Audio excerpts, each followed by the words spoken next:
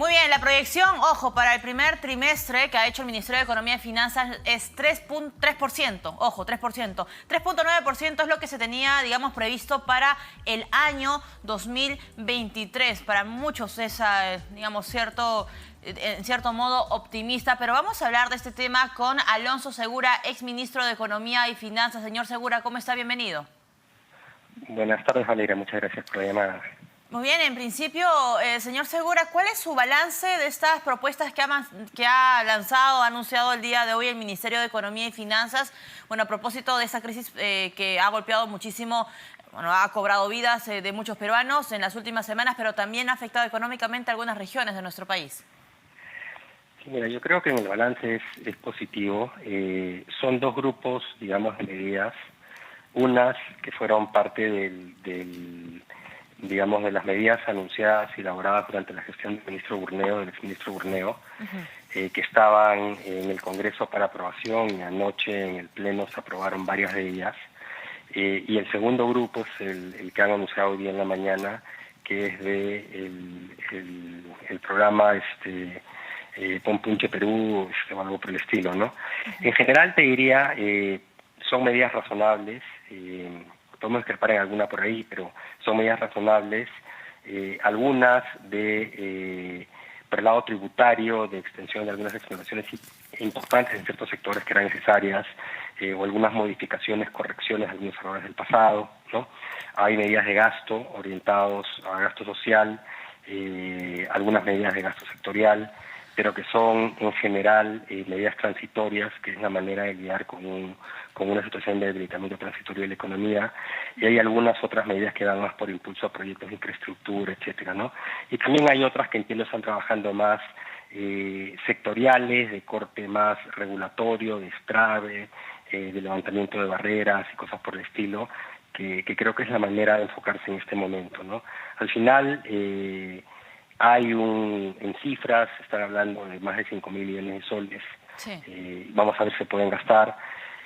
Digamos, creo que hay que ver las cifras bien, cómo cuadra en el marco fiscal, pero creería, y esto lo digo a título personal, no como miembro del Consejo Fiscal, pero todavía no nos hemos juntado, pero creería que está dentro del rango de lo posible, digamos, factible.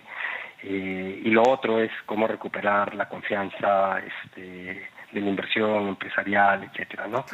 Que para eso está mucha medida sectorial y ojalá que los temas de orden público no vuelvan a aflorar, ¿no? Porque eso puede generar mucha incertidumbre, ¿no? Ajá. Señor Segura, usted ha mencionado algo muy importante que es el tema de la confianza al sector privado. Y lamentablemente, de acuerdo a algunas calificadoras de riesgo, la situación en el Perú, a pesar de tener estos sustentos macroeconómicos y la espalda macroeconómica de la que tanto nos alardeamos, digamos, y que tanto se reconoce en el extranjero, hay un riesgo, ¿verdad?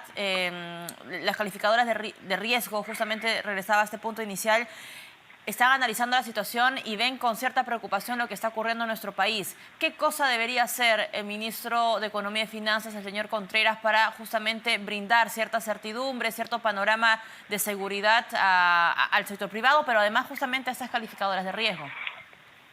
Sí, mira, yo creo que por el lado del Ministerio de Economía están actuando razonablemente, ¿no? Están actuando de manera responsable, están planteando medidas de impulso fiscal de corto plazo a la incertidumbre externa y el debilitamiento también por factores internos, pero sin tirar, digamos, la responsabilidad fiscal por la borda. Entonces, eso, digamos, está razonablemente manejado, ¿no? El problema, te diría, que es más de corte político, ¿no? Un Congreso ayer aprobó algunas de las medidas que planteó el Ejecutivo, felizmente. Han aprobado una serie de otras cosas que hay que analizar, que son iniciativa del Congreso, ¿no? Eso ha sido anoche y de madrugada, ¿no? Entonces todavía hay que ver qué más ha metido el Congreso, ¿no?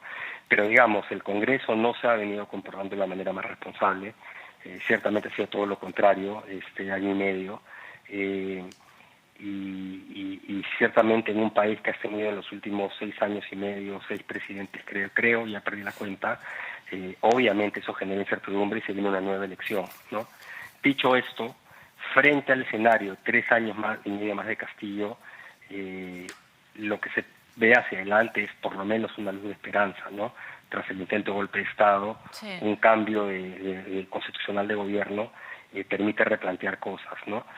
Va a haber incertidumbre externa, va a haber algo de incertidumbre por cómo vayan las elecciones, las encuestas, digamos, cuáles son los posibles candidatos que lideren, si son candidatos en que generen confianza o todo lo contrario, pero digamos, dentro del margen de lo que se puede hacer ahora, yo creo que es hasta el momento bastante razonable en materia económica, ¿no? Ahora, lo que hace algunas semanas mencionó el titular de la cartera del MIDIS, justamente en RPP, en ADN Regional, era que se estaba evaluando, el gobierno estaba evaluando una entrega de un bono para el 2023.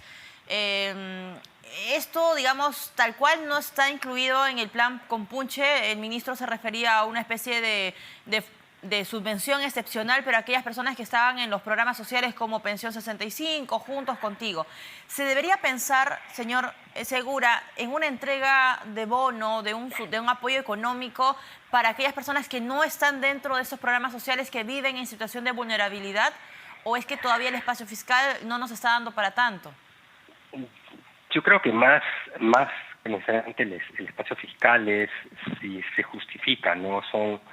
Digamos, ya no estás en la situación de pandemia, de reclusión, etcétera. Entonces, y por otro lado, si no tienes un mapeo adecuado de beneficiarios, puedes tener muchas filtraciones que se pueden justificar en un escenario en el cual tienes una emergencia, pero no en un escenario en que la situación simplemente es más cercana a lo normal, con algo de debilidad de la economía, con algo de inflación, pero digamos, no una situación de crisis, digamos, ¿no? Y urgencia. Entonces yo creo que eso lo tienen que evaluar con cuidado. Lo que han hecho por ahora, y en caso encuentren el espacio fiscal, tendrá que discutirse, tendrá que verse, tiene que ser bastante más focalizado también, ¿no? Lo que han planteado ahora es distinto, es una serie de bonos, digamos, aguinaldos adicionales a beneficiarios de programas, cosas por el estilo, que es algo que también se ha hecho en algunos momentos en el pasado cuando ha habido, digamos, necesidad de impulso fiscal, ¿no? Entonces te diría que hasta el momento bien, lo otro habría que ver cómo van los números el siguiente año, ¿no? Ahorita parecería prematuro. Va a ser un año, digamos, atípico, señor Segura. Se ha aprobado ya en primera instancia en el Congreso un adelanto de elecciones y probablemente el discurso que se mantiene dentro del gobierno es: somos un gobierno, ¿no?, valga la redundancia, de transición. No hay tanto tiempo, digamos, para hacer grandes reformas. Lamentablemente en el gobierno de Pedro Castillo no se ha hecho ninguna reforma ni en salud, ni en transporte, ni en agricultura, ni en ningún sector. En este poco tiempo probablemente que tiene la presidenta Dina Boluarte, ¿cuál debería ser el objetivo principal del Ministerio de Economía y Finanzas? ¿Está bien, digamos, que nos quedemos con Impulso Perú y con el plan Compunche Perú, o es que de repente hay espacio para actuar de otra manera en beneficio de la economía? ¿Cómo lo ve usted?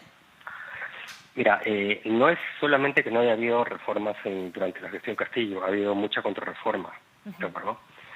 Entonces, me parece que hay varias cosas que se pueden hacer, ¿no? Lo primero es una penetración de nombramientos en muchos lugares del Estado, de funcionarios sin las competencias para ocupar los puestos, con antecedentes preocupantes en muchos casos. Primero pueden ordenar el Estado, limpiar de todos esos nombramientos, y ojalá que se pueda restaurar algo de los funcionarios públicos, digamos, de carrera que tuvieron que salir del Estado. Eso es uno. Dos, hay mucha medida, no todo tiene que llamarse reforma o una gran reforma.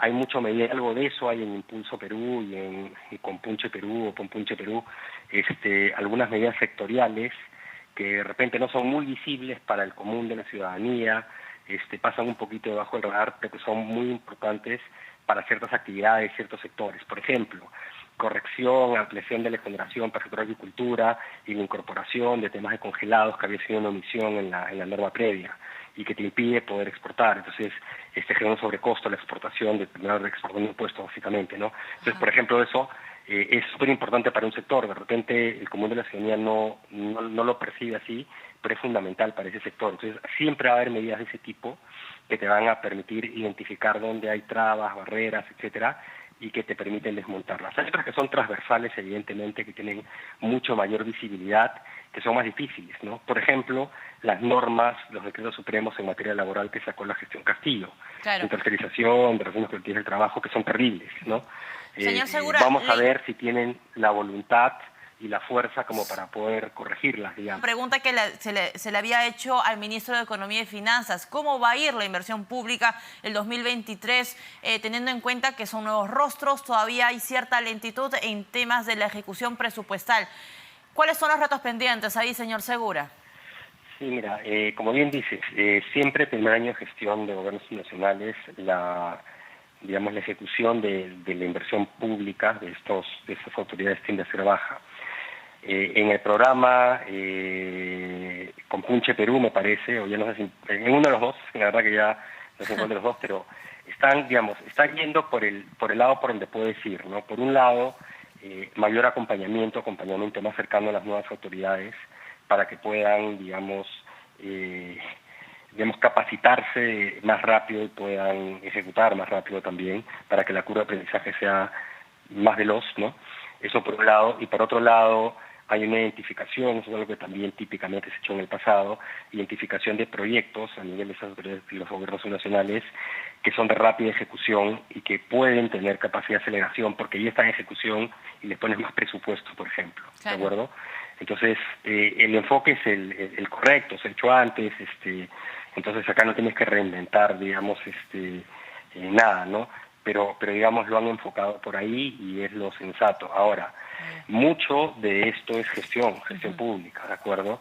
Entonces, tú puedes en algunos casos no hacer grandes reformas, claro, pero cómo gestionas te puede marcar una diferencia. Y la gestión, llegó a un punto mínimo durante el gobierno Castillo, ¿no? Esperemos que el gobierno nacional, y en apoyo además a los nacionales, gestione mejor, ¿no? Sí, eso es justamente ese era el reto que se le está encomendando a estas nuevas autoridades. Señor Segura, muchísimas gracias por acompañarnos esta tarde. Alonso Segura, exministro de Economía y Finanzas.